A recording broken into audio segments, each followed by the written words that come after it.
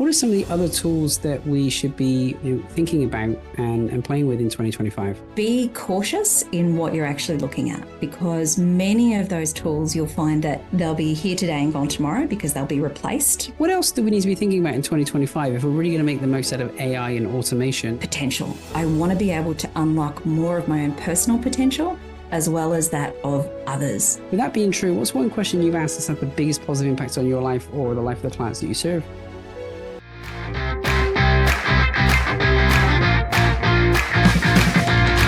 Welcome to Leading to Profit. I'm your host, Kevin Bees, and I've dedicated my career to empowering business leaders like you with the leadership skills, performance psychology they need to build thriving businesses. Are you ready for immediately actionable strategies from world-class profit leaders? Let's dive in. This is Leading to Profit.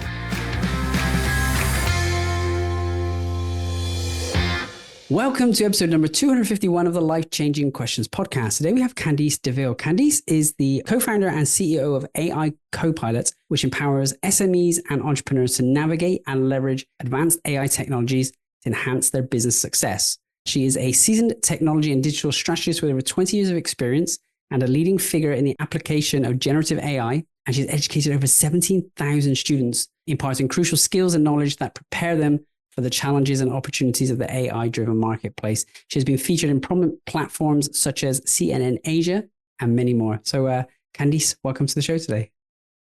Thank you so much for having me, Kevin. Hey, it's a pleasure to be here with you. It's a very exciting topic. Here we are right at the start of 2025. AI has been a topic now for maybe 2, maybe 3 years at the most for a lot of people. But of course, you've been in this field for quite a bit longer. So I wonder if you could tell us a little bit about what you're doing in this space and how you're empowering these SMEs. Yes, well, we do a number of things as a company, but first and foremost, the biggest thing and the biggest challenge for us is education, helping people understand what AI really is and what it's capable of, how they might have been using it in their lives already, what it can do and what it can't do just yet. So not taking over the world just yet, but particularly how that can help them unlock more personal potential to achieve their goals. Okay. Now, we would all love to unlock more of our personal potential to achieve our goals. So in what ways could we be embracing AI more in 2025? Yeah, it really comes down to the spark of an idea. And one of the biggest things that we find, whether we're dealing with clients or individuals, is that they often struggle with coming up that first idea of how do I use AI? And we know that it's so easy for anyone to have a ChatGPT account now and to think of every little thing in your day that you could potentially experiment with AI.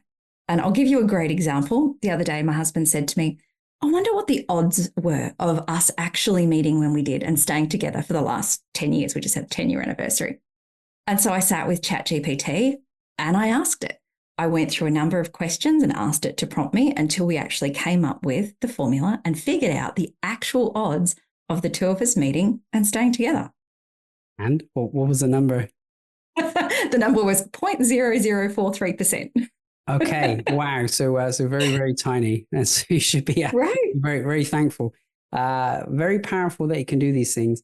It's interesting because I know with ChatGPT, you can get it to do anything you want. I know in the past, do an analysis on stocks and working out their fair value. And if it was valuable, you'd have to trawl all around the internet, find the data, find the analysis. Now it can run those numbers, do the analysis and tell you based on the data available, whether it feels it's, overpriced, underpriced. So there's a lot of powerful things. Now, of course, by the way, don't think that's financial advice. Don't go and use these tools blindly without checking in with an expert. Make sure you do that. What are some of the main ways that you're teaching your students to use AI? Well, the first thing that we start with is getting them to understand the whole landscape of AI and what those different pieces are. So, for example, understanding that standard machine learning is different to generative AI and so on, and what those pieces actually do when they come together. And then because most people at the moment are really keen to learn more about generative AI and the large language models, helping them really work through the thought process of communicating with that, how to prompt to get what you want as one piece. The other one is really to help them identify the ripe opportunities for using AI either in their business or personal space by being able to determine things that have the most impact with the lowest risk to actually do it, being able to evaluate things like the ethics of how they want to apply that, and give them a bit of a blueprint for looking at any idea they come up with to determine, is this something we should put our time into with AI? And then what are those first steps to actually starting our projects? Okay. And I think it's important then to really understand how to prompt. I guess the better we are at communicating with the AI, the better response we're going to get. Now, it's kind of interesting because I think some of these AI tools are getting better and better. I know when I ask questions of ChatGPT when it first came out versus questions I ask now, it's delivering way more on way less. Now, not to take for granted, you've got to get your prompting right, but I think I asked it to give me a book cover. And I gave it very limited information, and within seconds, boom, it was there, and it was really decent based on limited information I gave it. If I did that 2 years ago, I don't think it would have been as good. Yeah, it's evolving so very quickly, and I think we're at a point now where the uptake in particular industries has happened really quickly, but the education of the people using it has not. And so there's a danger of relying on these tools too much and taking away that personal responsibility or personal creativity to look at this and determine, is that really exactly what we want? Or should we be using this as a thought starter? How factual is it? And so on and so forth. So that foundational education is really important because as human beings, we just really want the easiest outcome, but we need to know not just easy, but correct, ethical, and low risk. Yes. And, it's so important on the factual piece. We need to go and validate these things. Sometimes I've noticed it tells me things and I think it's genuine and it's real. And then you go off and search it on the internet and there's no backup for it. Oh, yeah. And you go back and ask it, where's your source for this? And it tells it, I think it told me it just came from some general information. It's like, no. Give me specifically, you give me dates and numbers here of certain things that have happened. It's just not real. Yeah. So it is inclined to be creative and make things up sometimes. It absolutely is. And I think it's super important to remember that AI is there to augment our skills as human beings, not to fully replace that. And if we rely on that as a replacement, that's where we come undone right now. So it is important to see that it can't just be done without that human intervention and that human in the loop for safety and security and authenticity as well. Yeah, definitely. Yeah, authenticity. I think sometimes when you read, you can tell it's been written by AI or it's certainly not the same flavor as that person you're used to. So that's super powerful.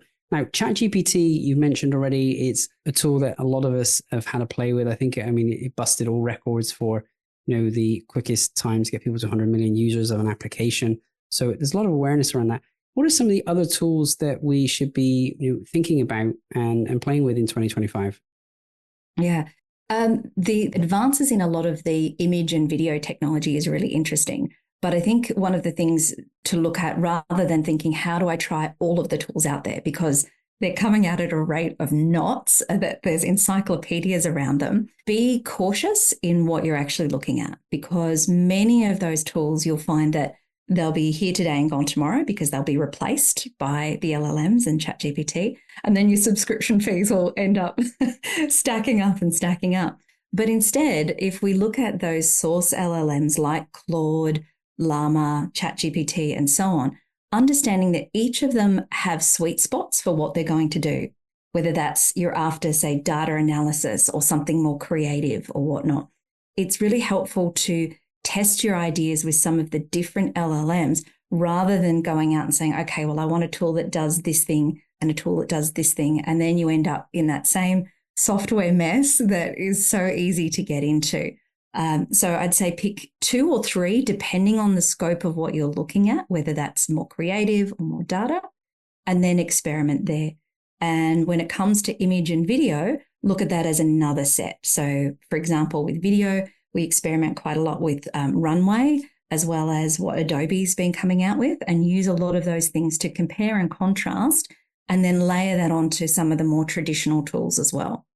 Yeah, so important. And you're right. I think every time you look, there's thousands and thousands more of AI tools. So we've got to pick the ones that are really, really most important for us. And like you say, maybe video stuff isn't relevant for everyone now, but it's kind of interesting. Even inside of ChatGPT, I know you can ask it. I've asked it to make promotional videos for me. Sometimes they're pretty good effort. Within 2 or 3 minutes, You made up I made up a fake hot sauce that I was going to sell just for the fun of it and said, hey, make a promotional video. It looked pretty decent for first pass. So I think it's very good for these first drafts. And I've seen some very powerful videos coming out of Runway. Here's another thought I have for you. I've seen people making money online, with AI avatars. So basically, it's not a real person. It's someone who looks like a real person. And they've got such a following now on Instagram that they're making tens of thousands of dollars every single month. What are your thoughts about tools like that and how we might be able to use them to make more income? Well, a few of the experiments that we've run on that, and also other people in the space who've been running experiments on it, find that the claims of making that much money is, let's say, spurious, not actually happening.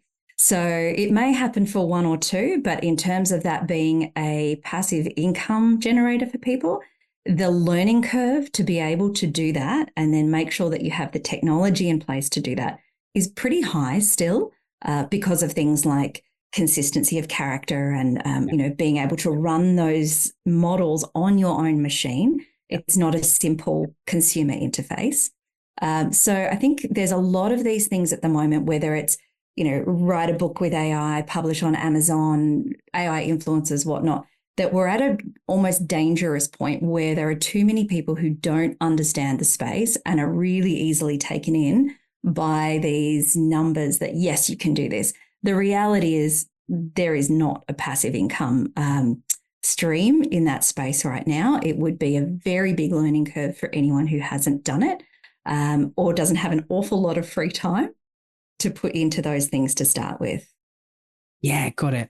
Let's talk more specifically then about the things that we can do, because like you say, there may be a big learning curve on some of these things, or there may be some other technical limitations. But for the business owners listening who already have existing businesses, it sounds like more of the opportunity is to help automate the things that they're doing or make things more efficient, more effective. So how can we begin to implement some AI solutions with like minimum cost and maximum returns? Yeah. So one of the first things to do is to identify the tasks in the business, that repetitive grunt work that is a pain point. So things that you wish could be done easier because they're done the same way all the time. And that is the lowest hanging fruit to being able to do a first test project with AI, to be able to get those successes, test out how that works with your systems, be able to do that sort of change implementation with a team and so on. And a part of that is also the risk evaluation, not going into it and saying, great, the first thing we do is put a chatbot on our website that's going to talk to customers, because there's a much higher risk involved with something like that. Whereas simply taking even just basic automation tasks, which is under the umbrella of AI, can be a part for people to actually start with. So being able to build in better efficiencies, removing human error, and actually allowing more time for the staff to do the brain work, the important work, is what we all want to be starting with, so that we can free that up to do things that actually move the needle towards profit, rather than spinning our wheels, doing the things that are just time consuming. I'll give you a great example. We were working with a CFO not long ago and created a solution for them with their debt collection that was extremely low risk, but it's given this CFO back 2 days a week of his time. Yeah, wow. That's nice. Who wouldn't like 2 days a week back of their time? Can you give us some more examples of this? Because I think sometimes when we think about automation, there's such a big bucket. There's so many things that we can do. It'd be good to give people some more specifics. Yeah. There's many things we can do. And then the question is, what should we do and where do we start? So as I said, look at those repetitive tasks first. So we want to look at that, the ICE matrix of what has the most impact, things that are low cost, low risk, and so on. Anything to do with sending emails can always be automated, even the content inside those. If it needs to be really customized, that's where we can bring in some of those large language models to do those pieces, connecting software so that it's actually talking to each other and doing the things that you need it to do. Streamlining processes. There's always processes that are labor intensive and you wish you didn't have to do those parts of it. Even taking pieces of it is really helpful. But the key to all of that is understanding that AI is not there to replace a single job or a task. It's there to replace pieces of those to begin with. Yeah, perfect. Let's talk a little bit more around email automation, because I'm sure there's a lot of people listening feeling like, yeah, I've given up on the hope of getting to inbox zero. Like it never, it never happens. So if we were going to go down that route and say, right, that's one thing I'm going to investigate. I'm going to, off the back of this call, I want to get my emails automated. What tools, what systems, how do they start? Yes. So the first thing I always recommend is draw yourself a flowchart, whether that's a good old pen and paper, or if you like to use Lucid Chart or something. You can do that by just creating that mind map and that flow chart of what you have, how it's stored currently in your email client, and then how you can work that to the best possible outcome where you're only really touching the things that you must touch or that you really need to. And once you understand what that looks like and sort of what goes into which bucket, then you're able to plan those automations using your email client, then usually an automation tool like Zapier or Make, as well as something like ChatGPT if you need it to then respond to those emails as well. And that can all be built out, but you start with the basics and the most important first, and then move on to things that are more customized. Okay. And so tools like Zapier and Make really set up automation. So once you've mapped out this process, you can go and replicate that process inside of Zapier or Make, and it will just follow through step. Good bit about those systems is that they can link into ChatGPT or whatever AI piece of software you have as well. Yeah, that's right. So those are some of the most basic automations that even just as an individual, they're really, really helpful. I've built a lot of those things for myself to make sure that these emails that always come with attachments that have to be filed somewhere and then trigger somebody to do a thing actually becomes a task that I don't have to do it. And on a personal note, I have 2 teenage daughters, so the less I have to tell anyone to do anything is awesome. Yes. Yeah. Sounds like a very, very smart move.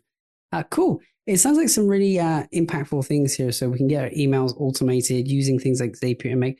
If someone is interested in that and wants to get going on something like that, is it something that most people can pick up and learn, or is it something that they really need advice and guidance from an experienced person like you?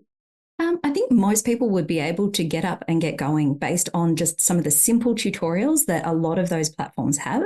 So even Zapier is particularly good on their tutorials of showing how to do that and connect things. They also now have AI built into these. So you can ask Zapier in natural language, this is what I want to create, and it will help you and guide you through that process of how to create those sorts of things. In terms of where we help clients, it's more being able to come in at the very beginning and understand, well, what are those goals for the business, and being able to apply a lot of the business intelligence over it to determine where do we start with that process. And then one starting project, which could be, let's say, we might build a customer sentiment analysis tool, or we might build a diagnostic tool or something like that. And they'll all come together depending on what those outcomes are. But lots of the little bits and pieces are a really good thing for individuals who want to learn about this space to get started with, because you begin to understand the logic of the basics of AI, that if this, then that. If this, then that. So important. And I think the real value in all of this, even before we speak about AI, if as we start documenting our existing processes, we start looking at them and seeing, hey, well, how can I do this more efficiently or more effectively anyway? So just even the act of reviewing your system and your process can often help make sure it's efficient before you go and code it into a system. What else do we need to be thinking about in 2025 if we're really going to make the most out of AI and automation? I would suggest that before you even look at AI for the business, look at it in your life, because there needs to be a champion inside every business who at least has a basic understanding of what's possible and what they can do. And we find that we have clients that are smaller and CEO driven that are those sorts of people. But some of the bigger clients that might be very board driven, and the board says, we want AI in the company, there isn't someone who necessarily is championing that or knows much about it. If you can bring that into your daily life by just trying to make tasks easier, it will give you a better understanding. So I'll give you a great example. I go through a process where anytime I'm having a meeting with someone or even one of the kids, I'll voice record that meeting. I have AI transcribe it, give me all of the standard highlights, but I also use that to then interrogate it based on what it knows about me. So I can come back and ask it, what was the feeling? Did I perhaps not pick up on something in this conversation? What were the key action items? Help me to prioritize that. All of the things that I would have had to sit down and spend hours and hours going through to potentially create an action plan or know what I need to be doing with other people. I can do all of that by asking AI and interrogating just from that one conversation. Then I can set tasks and so on. So that process would save me at least 3 hours after a meeting of going through and getting those next steps done. Love it. And so we both have our note takers in this call. I know I use fireflies.ai, which is very helpful for me. It does a lot of those things you said. It helps the transcription. I don't think I can go and have a conversation with it and interrogate it in the way that you mentioned, but you use Copilot's Meet Geek. So that's your own tool. So maybe tell us more about that one. Well, MeetGeek is a third-party tool that we use, and I find it particularly helpful because it records the video, it records the audio, and if I need to, then I can just download the transcript. I use the transcript in our private GPT and then do everything with that.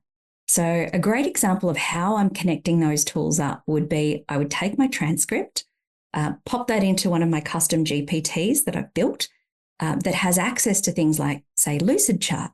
I can ask it to then create a flow chart of the activities that we need to do, and it will visualize that flow chart. That is now in my Lucidchart account. I can create other things from that. I can hook that up to my project management tool, create tasks, assign them to people, and so on.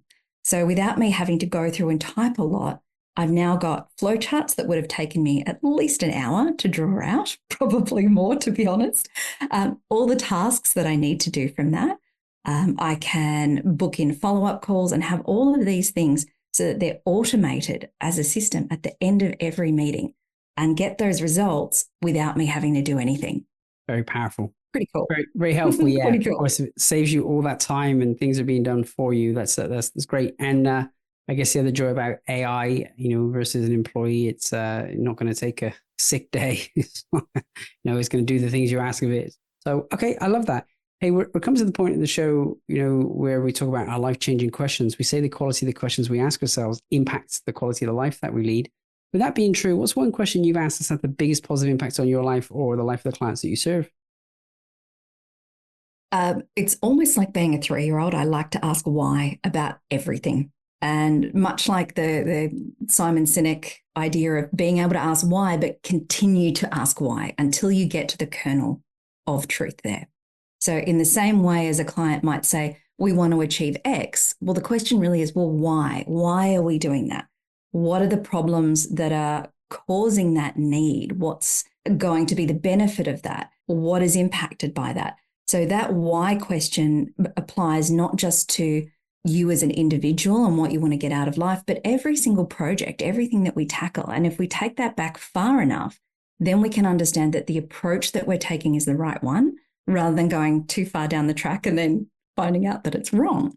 So for me personally, my big why in everything that I do is potential. I want to be able to unlock more of my own personal potential, as well as that of others that I work with and everybody in my life.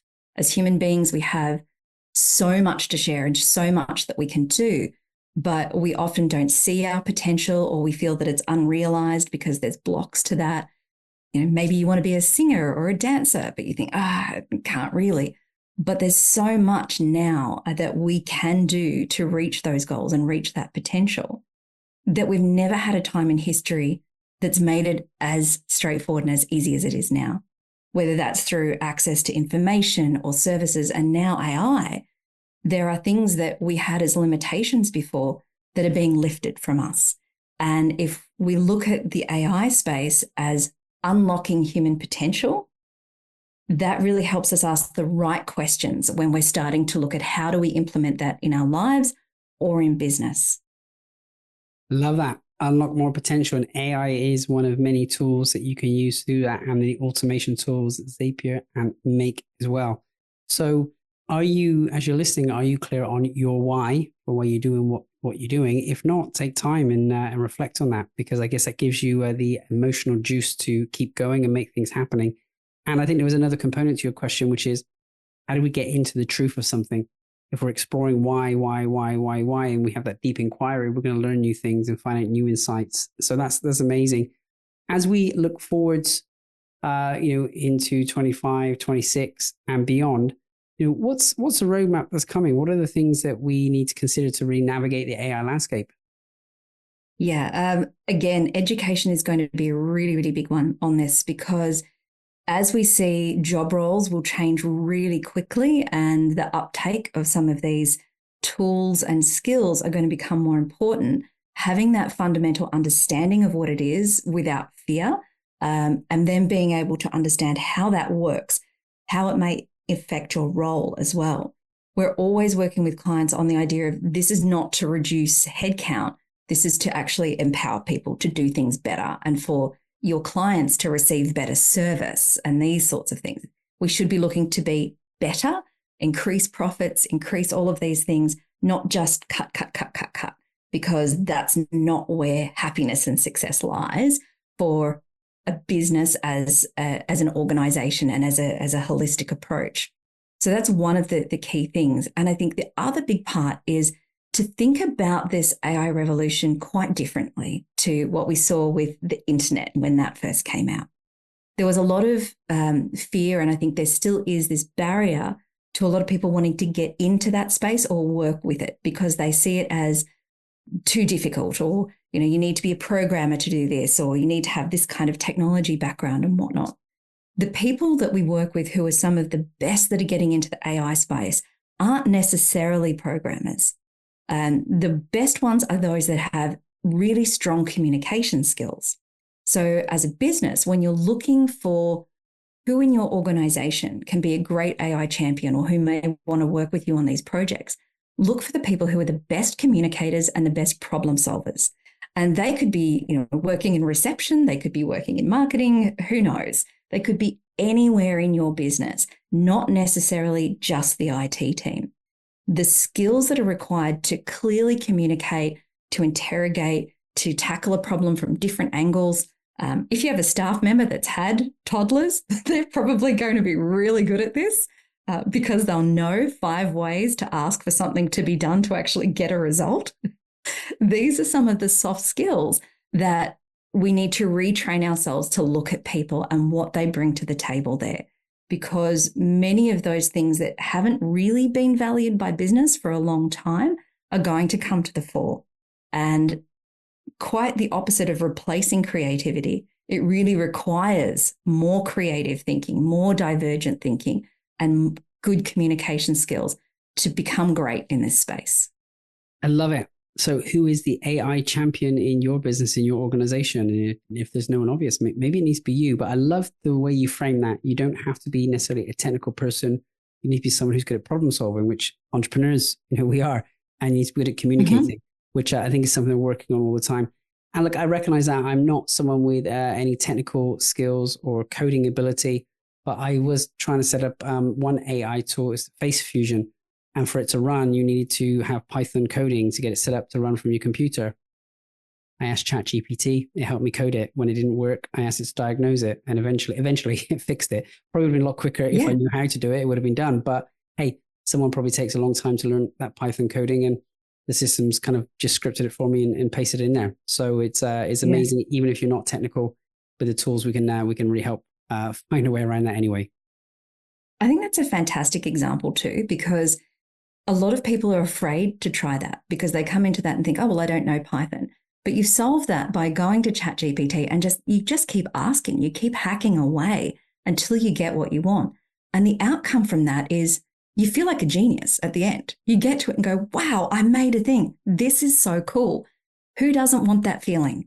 Who doesn't want to get to the end of a problem and think, oh my God, I made this thing. That's awesome. Is awesome. I could have easily given up many times along the way. It was like, is this really worth it? But actually, it was fun in the end to be able to do it and then be able to use that tool, which I guess is not so easily available. Like you say, some of these tools don't necessarily have neat user interfaces. You got to run them from your computer and things. So that's wonderful. Hey, well, you've shared so much value and so much wisdom with us today, and I appreciate we've only scratched the surface of your ability and what you can do. So if someone's listening and they wanted to delve deeper into this, how do they come and get connected with you? Probably the best way is to just jump onto the website, which is aicopilot.com.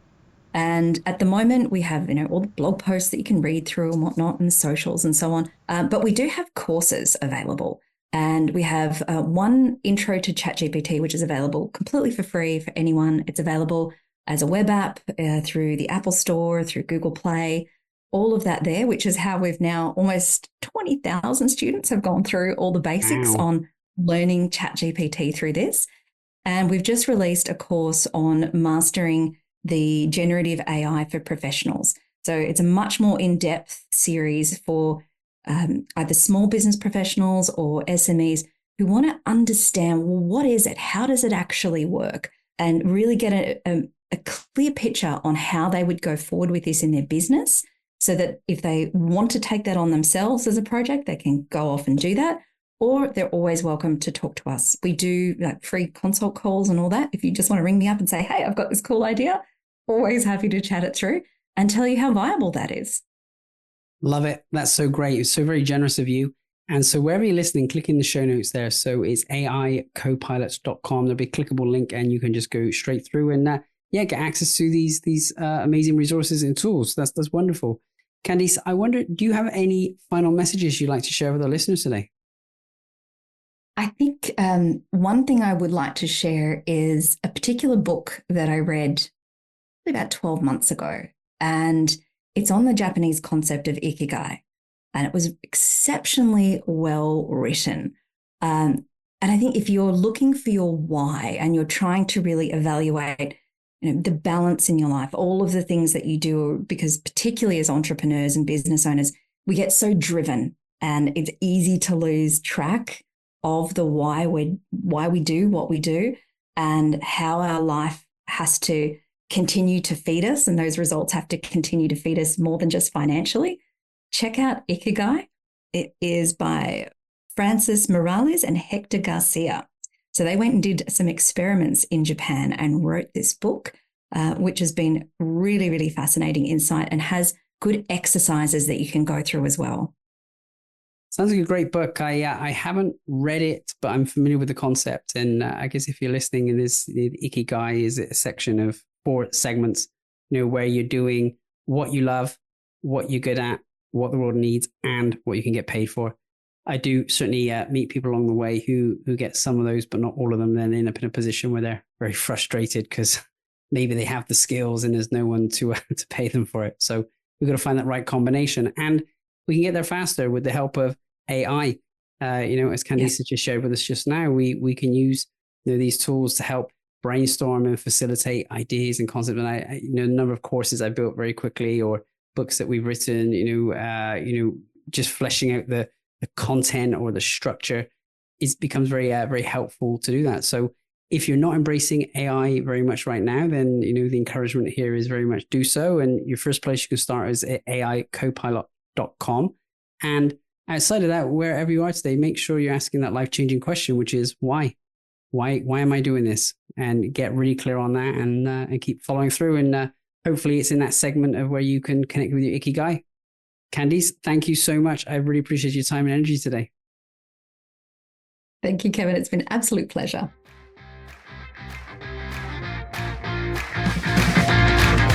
Thank you for tuning in to Leading to Profit. If you found value in today's episode, please subscribe and leave a 5-star review. It helps us to reach more leaders like you who are committed to maximizing their positive impact and profitability.